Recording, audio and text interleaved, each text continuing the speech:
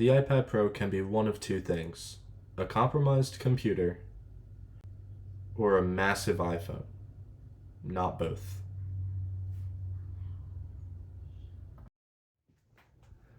When buying any iPad other than the Mini at this point, you're shown a slew of expensive accessories that are meant to be essential to the iPad experience. The Magic Keyboard is one of the most common accessories seen for an iPad, and that's not surprising considering how the iPad is marketed. Ever since the first iPad Pro, Apple tried to position it as a computer. The controversial "What's a Computer" ad aired way back in 2017, before the iPad even had mouse or trackpad support. Using a keyboard on an iPad felt very overlooked, and the keyboard folio Apple was offering was very lackluster. In 2019, though, Apple released the Magic Keyboard with a trackpad on it, and ever since then, real people have actually been using the iPad as a computer replacement.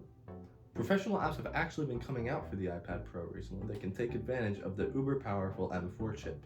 DaVinci Resolve for the iPad came out in 2017, and Apple's own Final Cut Pro and Logic Pro launched last year, albeit with a subscription model. Lightroom and Photoshop are also available on iPad, and with the OLED screen on the newest iPad Pro, photographers might have a compelling alternative to a traditional computer. The issue with any of these is that they're significantly compromised by either the iPad's form factor or simply by being worse versions of the original apps. With the way the iPad works, I simply cannot use it for video editing. I use an external SSD to store all my Final Cut footage, and I edit off of that SSD. The iPad just doesn't support that. Eliminating the keyboard and trackpad, the iPad you're left with is basically a huge iPhone. You can consume content, play games, and communicate with people, which is basically anything an iPhone can do. Is that a bad thing? I don't think so. But a lot of people try to make the iPad more than what it in reality is, just a big iPhone. This is best demonstrated when you look at the iPad pricing scheme. The cheapest way to get an iPad with a keyboard is the iPad 10 with the Magic Keyboard Folio.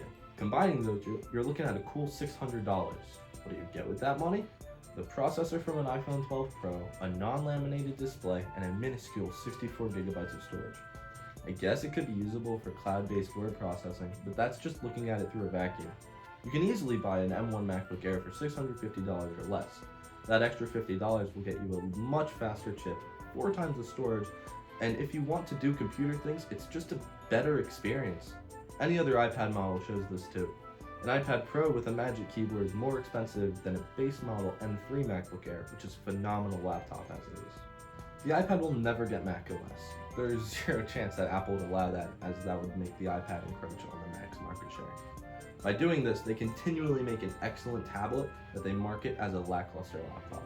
There are so few use cases that an iPad as a laptop could fulfill. With that, how is the iPad Pro as a big iPhone? The short answer is amazing.